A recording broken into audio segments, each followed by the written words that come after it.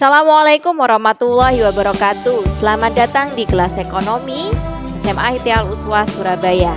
Pada video pembelajaran kali ini kita akan mencoba mempraktikkan untuk menyusun jurnal penyesuaiannya. Pada video sebelumnya sudah dibahas ada beberapa akun yang perlu mendapatkan penyesuaian pada akhir periode. Maka kita akan coba praktekkan ya bagaimana menyusun jurnal penyesuaiannya. Mohon disimak dengan baik. Nah, di sini sudah ada soal akuntansi perusahaan jasa tentang neraca saldo dari Warnet Amigo yang tertanggal 30 Desember 2018 sebagai berikut. Nah, pada tanggal 31 Desember 2018 ada informasi yang digunakan untuk penyesuaiannya. Ada 4 poin di sini ya.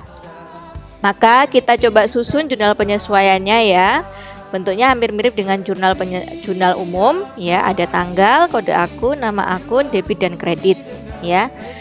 Jangan lupa kalau dia bentuknya rupiah ya, kita tulis dalam rupiah.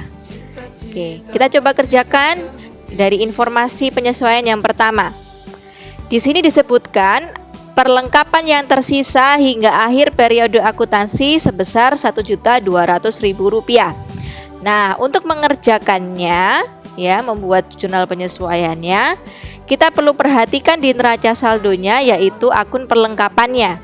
Di neraca saldo, akun perlengkapannya tertera saldo sebelumnya adalah Rp3 juta. Nah, biasanya memang untuk perlengkapan ini ya tidak dihitung setiap hari ya, tapi secara periodikal, di mana di Warnet Amigo ini ya dihitung perlengkapannya di akhir periodenya.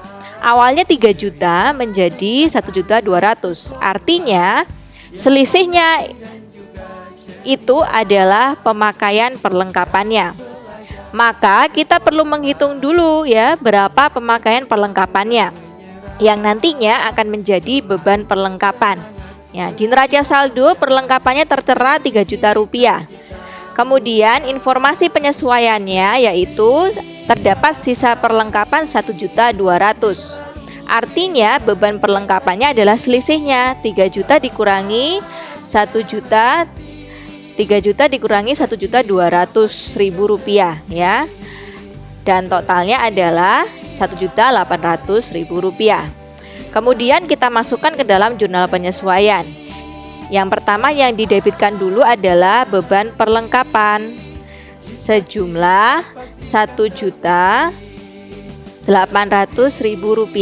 Nah, kemudian yang dikreditkan adalah perlengkapannya karena perlengkapannya sudah berkurang ya, sudah menjadi beban sehingga berkurang, harus dikreditkan sebesar jumlah yang sama yaitu Rp1.800.000. Nah, jangan lupa untuk menuliskan kode akunnya ya, 113 untuk perlengkapan. Untuk beban perlengkapan tidak ada kode akunnya, tapi kita bisa membuat ya.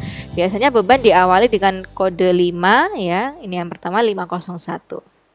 Baik. Nah, demikian ya untuk jurnal penyesuaian ya. Ketika ada informasi penyesuaian yaitu pemakaian perlengkapan. Selanjutnya, informasi yang kedua. Sewa gedung dibayar pada 1 Oktober 2018 untuk masa 1 tahun ya.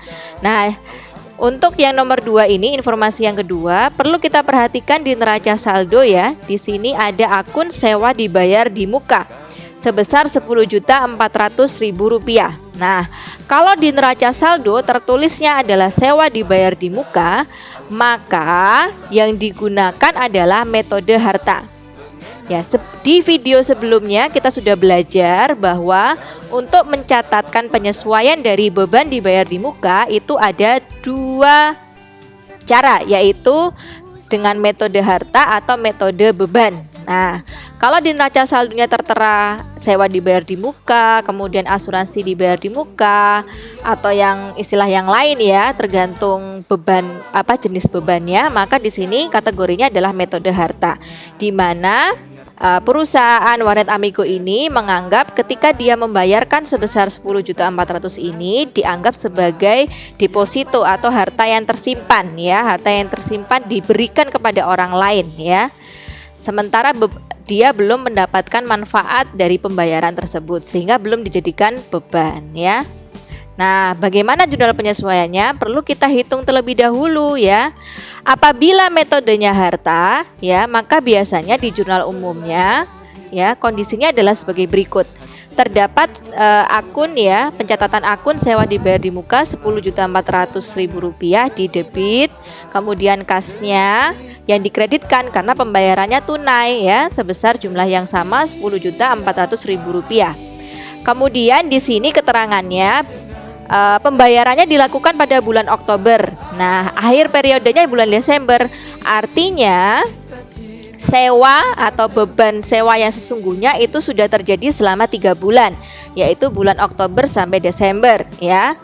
Nah, perhitungannya adalah 3 dibagi 12 karena di keterangannya adalah pembayaran sewa ini untuk 1 tahun, maka 12 bulan. Nah, beban yang sesungguhnya adalah 3 bulan dibagi 12 dikalikan dengan total biaya sewanya ya Rp10.400.000. Hasilnya adalah Rp2.600.000. Nah, inilah beban sewa yang sesungguhnya. Maka di jurnal penyesuaiannya akan muncul beban sewa sebesar Rp2.600.000. Kemudian yang dikreditkan adalah sewa dibayar di mukanya. Kenapa yang dikreditkan sewa dibayar di mukanya? Karena di sini di neraca saldonya ini sewa dibayar di mukanya tidak Rp10.400.000 lagi, tapi sudah harus dikurangi ya, karena sudah ada yang menjadi beban sewanya. Nah, begini ya.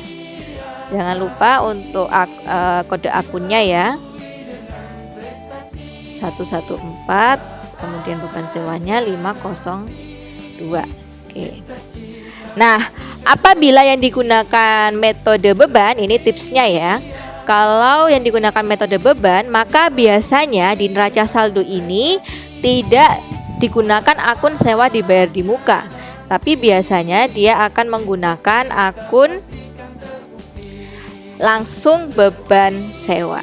Nah, ini ya tipsnya ya. Jadi kalau misalnya di neraca saldo ternyata akunnya bukan sewa dibayar di muka tapi langsung beban sewa, artinya dia menggunakan metode beban. Nah, ini ya. Di mana di dalam metode beban ini ya, jurnal umumnya pencatatannya berbeda dengan yang metode harta. Kalau yang ini tadi metode harta ya. Kalau metode beban jurnal umumnya, nah di sini beban sewa ya yang dicatatkan, kemudian kasnya kredit.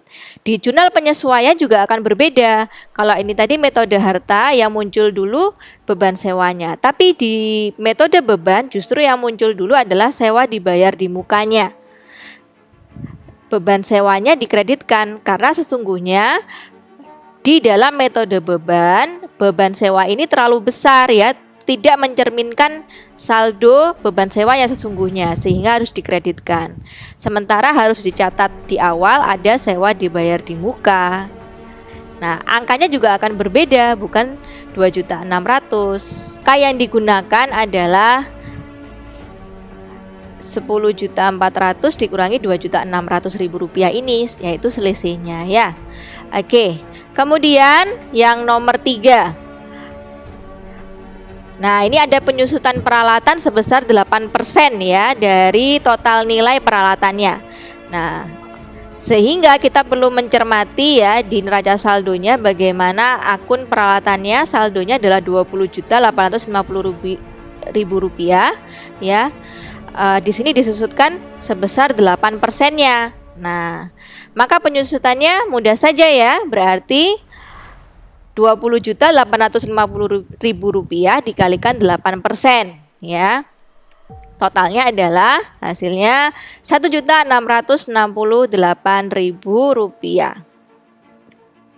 Oke, di sini kita akan catat sebagai beban penyusutan peralatannya didebitkan sebesar Rp1.668.000. Sementara yang dikreditkan adalah akumulasi penyusutan peralatan. sebesar 1.668.000. Oke ya.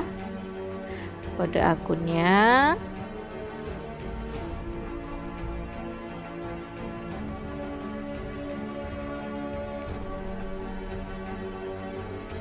ini bisa kita gunakan kode yang lain ya.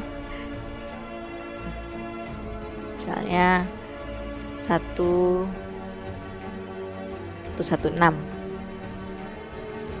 Oke, selanjutnya untuk yang nomor 4 di sini ada gaji yang masih harus dibayar.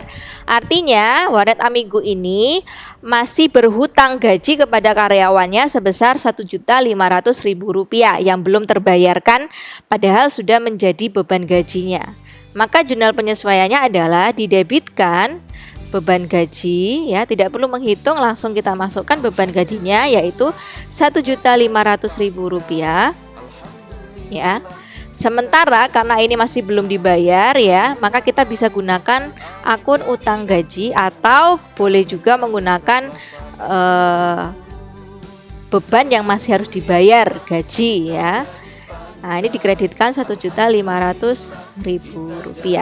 Nah, di sini totalnya seimbang ya. Sudah betul.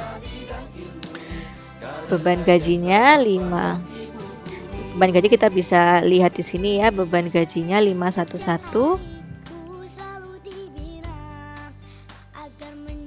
Utang gaji tidak ada, tapi kita bisa membuat kodenya ya. Utang biasanya diawali kodenya 2. Ini 213. Oke. Nah, ini demikian ya penyusunan jurnal penyesuaian dari Warnet Amigo ya. Di mana jurnal penyesuaian ini ya dibuat pada akhir periode. Semoga dapat dipahami. Demikian pembahasan kali ini. Terima kasih atas perhatiannya. Sering-seringlah berlatih agar bisa menguasai. Wassalamualaikum warahmatullahi wabarakatuh.